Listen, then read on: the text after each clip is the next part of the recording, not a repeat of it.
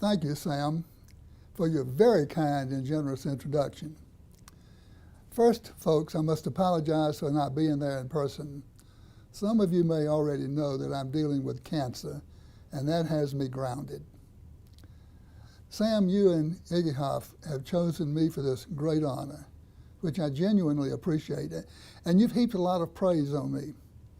But I must tell you and the audience that the 4,000 people of Interface share this honor, for truly it is the followers that make the leader. Had the people of Interface not decided to follow, and that happens as it must, one mind at a time, I would be wandering somewhere in the wilderness of good ideas that did not take root. But they did follow, so here I am receiving this recognition that rightly they share. So on all our behalves, thank you again. I want to recognize and thank Gwen Lauritsen from our Bentley Prince Street subsidiary located in the city of Industry, California, for standing in for me today. Thank you very much, Gwen. Sam, you asked me to comment on the future and what I think it holds for humankind. That suggests that I have some sort of crystal ball, which I don't. But I imagine my guess is about as good as anyone else's. So here's my guess. I expect the living systems of Earth to continue to decline until about 2030.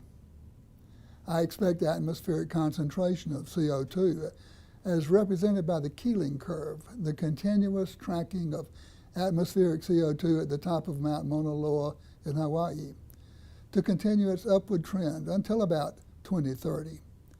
Therefore, I expect global warming to intensify beyond 2030 as momentum in the system dissipates.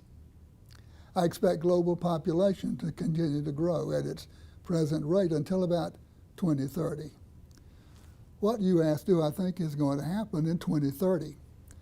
I could be off by a decade, but along about 2030 or 2040, a new generation of managers is going to take the reins of business.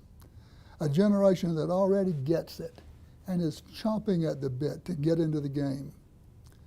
With new focus on what is truly important, new companies, new smart inventions, a new generation of entrepreneurs in management will begin to put the industrial system on a more benign path and move it toward sustainability. In other words, we will see the coevolution of two of our most powerful institutions coming to fruition in an accelerating trend toward sustainability. Those are the institutions of education and business and industry. This coevolution is already happening, but it has a way to go yet until the 20-somethings become 40 or 50-somethings. That brings me to the second vision of the future that Sam asked me to address. What is the role of this organization in building that sustainable, greener future? I don't need a crystal ball for this response. Humans crave recognition, and recognition is a big part of your mission. So you can be a powerful motivator of those bright young minds. I would ask only that you maintain the highest standards. Avoid falling for greenwash, that transparently self-serving fake coat of green that covers up insincere commitment.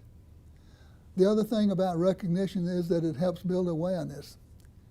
In this role, you should remember that you are not alone.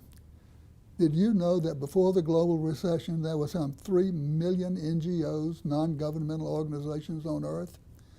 I don't know how many have gone under in the last 3 years, but there is one huge, unorganized, but very driven group of allies out there. It has the potential, along with business and education, plus the church, yes, the church, and government at every level, to change everything for the better. So my advice would be to stay involved, look for synergistic partners, hold to high standards, keep your message clear, and as we sang in Sunday school as children, brighten the corner where you are. Brighten the corner where you are. Someone far from harbor you may guide across the bar. Brighten the corner where you are. Again, Sam, thank you for this high honor, and please forgive my presumptuous vision of the future.